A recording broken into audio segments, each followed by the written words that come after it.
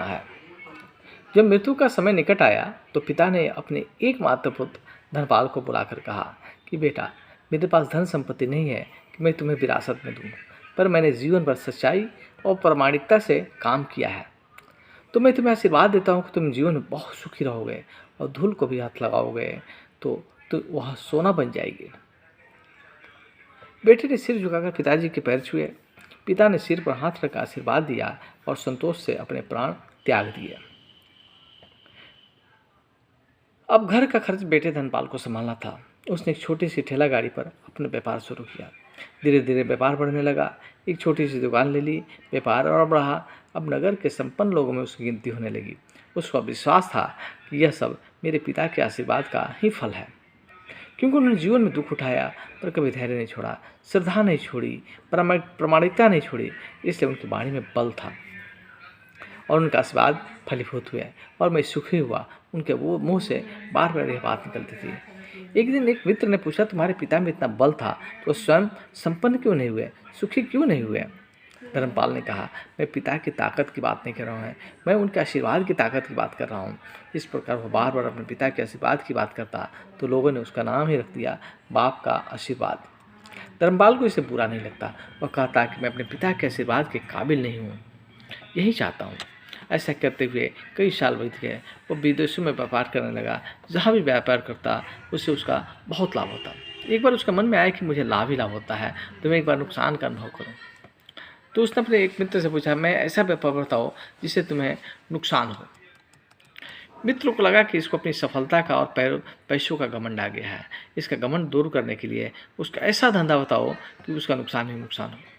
तो उसने उसको बताया कि तुम भारत में से लौंग खरीदो और जहाज में भरकर अफ्रीका में के जंजीबार वाले जाकर बेचो। धर्मपाल को ये बात ठीक लगी। जंजीबार तो लौंग का देश है, वहाँ से लोग भारत में आते हैं और यहाँ 10-12 गुना भाव पर बेचते हैं।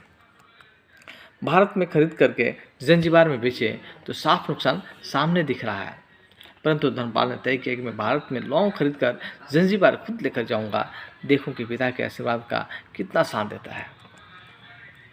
नुकसान का अनुभव लेने के लिए उसने भारत में लौंग खरीदे और जहाज में भरकर खुद उनके साथ जंजीबार द्वीप पहुंचा।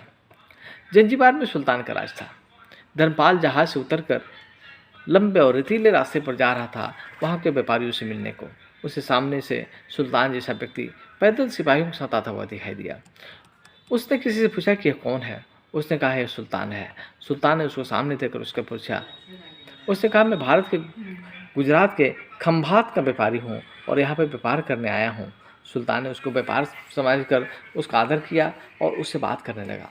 धर्मपाल ने देखा कि सुल्तान के साथ सैकड़ों सिपाही है, परंतु उनके हाथ में तलवार, बंदूक आदि कुछ भी न होकर बड़ी बड़ी छलनियाँ हैं। उससे आश्चर्य हुआ।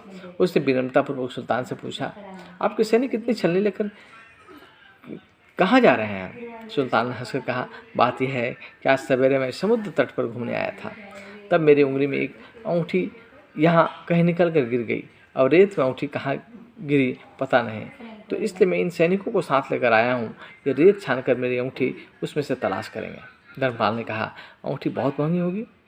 सुल्तान ने कहा, नहीं, उससे बहुत अधिक कीमती वाला अनुगुणक अंगूठी मेरे पास है, पर अंगूठी एक फ़कीर का आशीर्वाद है।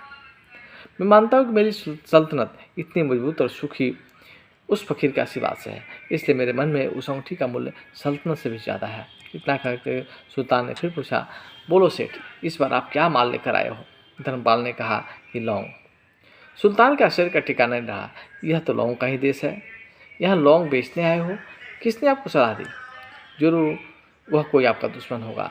यहाँ तो 1 पैसे में मुट्ठी भर लौंग मिलते हैं, यहाँ लौंग को कौन खरीदेगा और तुम क्या कमाओगे? धर्मपाल ने कहा, मुझे यही देखना है कि यहाँ भी मुनाफा होता है या नहीं। मेरे पिता के आशीर्वाद से आज तक मैंने जो धंधा किया है उससे मुनाफा ही मुनाफा हुआ, तो अब मैं देखना चाहता हूँ कि उनके आशीर्वाद यहाँ भी फलते हैं या नहीं। सुल्तान ने पूछा, पिता के आशीर्वाद, इसका क्या मतलब? धर्मपाल ने कहा, मेरे पिता सारे जीवन ईमानदारी और प्रामाणिकता से काम करते रहे, परंतु धन नहीं कमा सके। उन्होंने मरते समय मुझे भगवान का नाम लेकर मेरे सिर पर हाथ रखकर आशीर्वाद दिए थे कि तेरे हाथ में धूल भी सोना बन जाएगा। ऐसा बोलते बोलते धर्मपाल नीचे झुका और जमीन की रेत में एक मुट्ठी भरी और सम्राट सुल्तान के सामने मुट्ठी खोलकर उंगलियों के बीच में से रेत नीचे गिराई तो धर्मपाल और सुल्तान दोनों का आश्चर्य का पार नहीं रहा।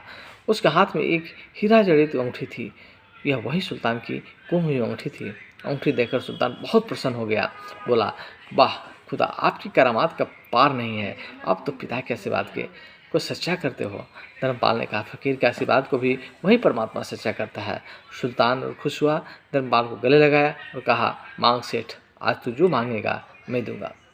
धर्मपाल ने कहा, आप 100 वर्ष तक जीवित रहो और प्रजा को अच्छी तरह से पालन करो। प्रजा सुखी रहे, इसके अलावा मुझे कुछ नहीं चाहिए। सुल्तान और अधिक प्रसन्न हो गया।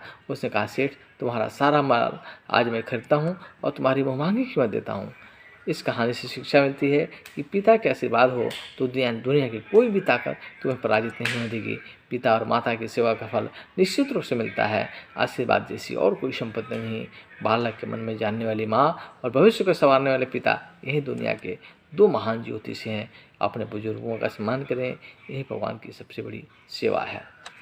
मित्रों, ये वीडियो अच्छी लगी तो लाइक करें, सब्सक्राइब करें चैनल को और ज़्यादा से ज़्यादा लोगों तक प्रेषित करें ताकि नैतिक जीवन हमारे जीवन में आए। इसी के साथ आपके हृदय में बैठे हुए परमात्मा को हम प्रणाम करते हैं।